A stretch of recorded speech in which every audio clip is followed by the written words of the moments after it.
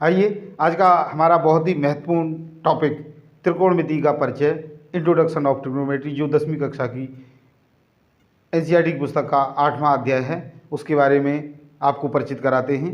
क्या है तो शब्द है त्रिकोणमिति या ट्रिग्नोमेट्री।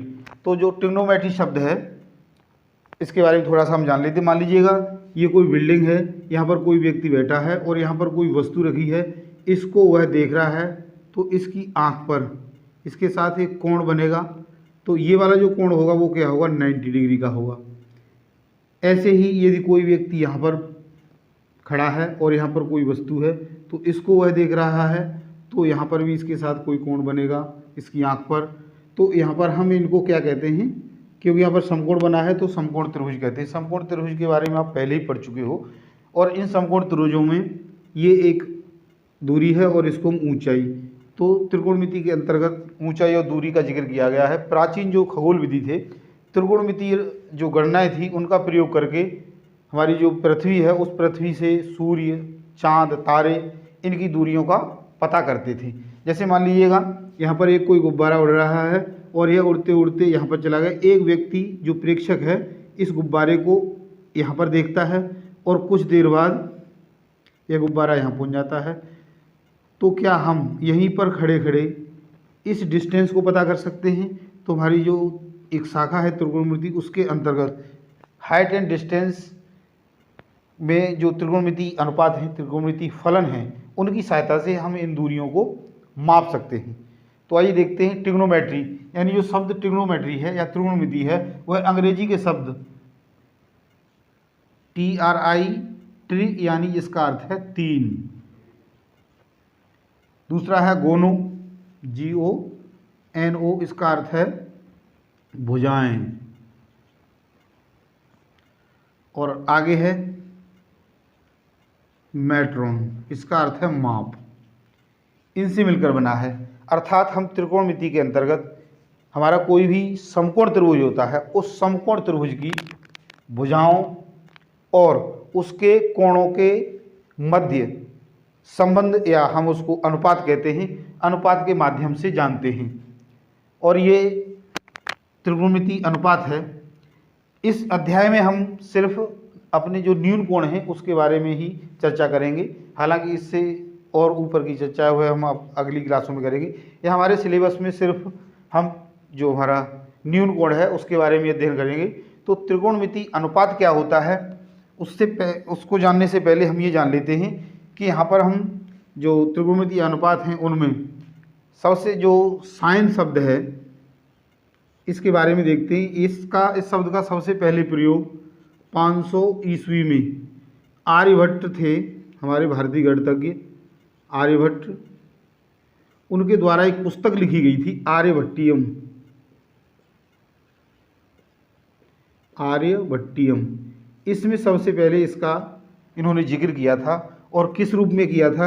उन्होंने किसी जो वृत्त है उसकी जीवा के रूप में इसका प्रयोग किया था, या इसको जिया कहा था। और यह जिया जब इसका फारसी भाषा में अनुवाद किया गया तो इस शब्द को जिया को या अर्धजीवा, इसको अर्धजीवा भी कहा उन्होंने, अर्धजीवा कहा, जो बाद में अंतराल में समय अंतराल बीतते बीतते जा में कन्वर्ट हो गया। जब अरबी भाषा में इसका अनुवाद हुआ तो इसको तो जिया के रूप में ही ले लिया गया, लेकिन इसको हमने साइनस के रूप में उद्भव किया, या साइनस रूप में इसको लिखना शुरू किया। और सबसे पहले लगभग 1500 ईस्वी में आकर एडमंड नाम के एक गणितज्ञ थे, उन्होंने, या एक खगोल शास्त्री थे, उन्होंने इसका सबसे पहले प्रयोग साइन का किया। यानी 500 ईस्वी में आकर 500 ईस्वी में हमारे भारत में इसका उद्भव हो चुका था, लेकिन 1500 ईस्वी में जाकर इसका आज हम जो प्रयोग करते हैं साइन, उसका प्रचलन हुआ। और जो कॉज और टेंजेंट हैं उसका प्रयोग तो और भी बहुत बाद में जाके हुआ है। अब हम जानते हैं कि जो अनुपात है वो क्या है। तो अनुपात के बारे में जानते हैं, ये हमने जान लिया। तो देखो, हम जानते हैं कोई भी समकोण त्रिभुज है इस समकोण त्रिभुज में ए बी सी, ये क्या है हमारा समकोण है, यानी 90 डिग्री का कोण है।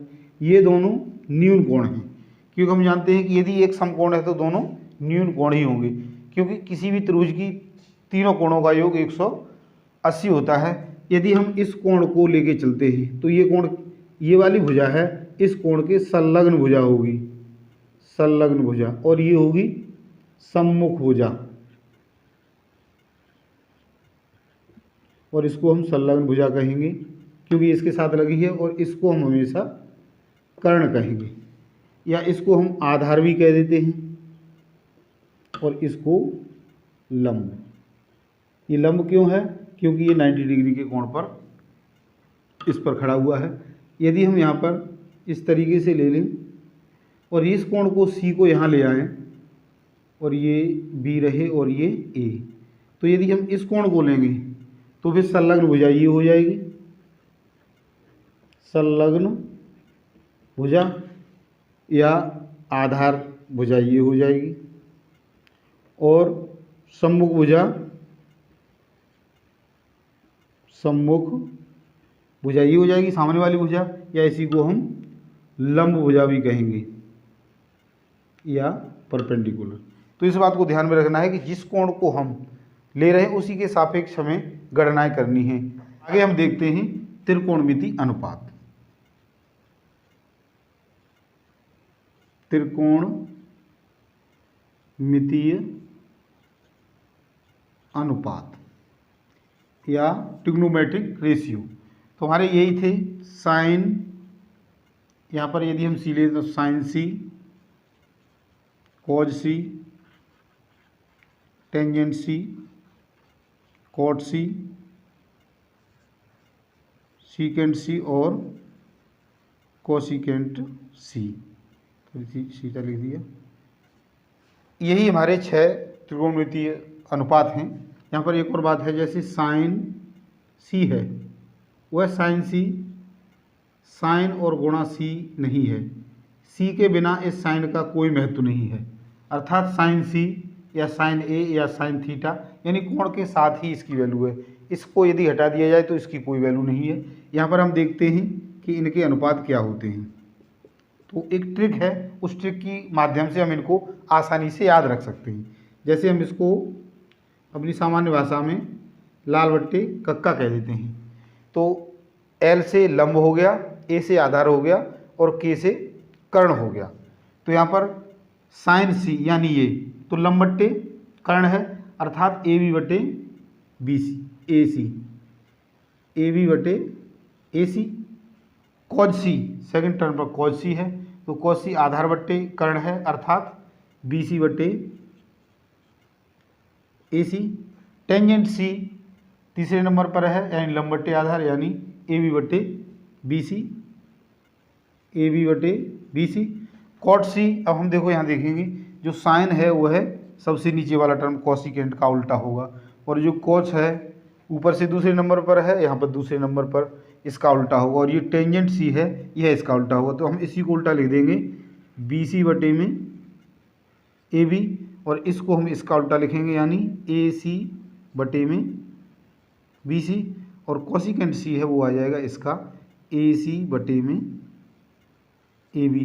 तो ये हमारे त्रिकोणमितीय अनुपात हैं। इनको आगे हम ऐसे भी लिख सकते हैं कि साइन सी बराबर इसका उल्टा है, तो ये हो जाएगा 1 बटे में कोसिकेंट सी, ऐसे ही कॉज सी हो जाएगा 1 बटे में सीकेंट सी, 1 बटे में सीकेंट सी, और जो टेंजेंट है टेंजेंट सी को हम 1 बटे में कॉट सी लिख सकते हैं। इसको यदि हम आगे बढ़ाना चाहें तो देखो साइन सी इंटू कोसिकेंट सी को हम 1 लिखेंगे, यानी ये 1 हो जाएगा, और आगे हम इनको भी ऐसे ही लिखते हैं।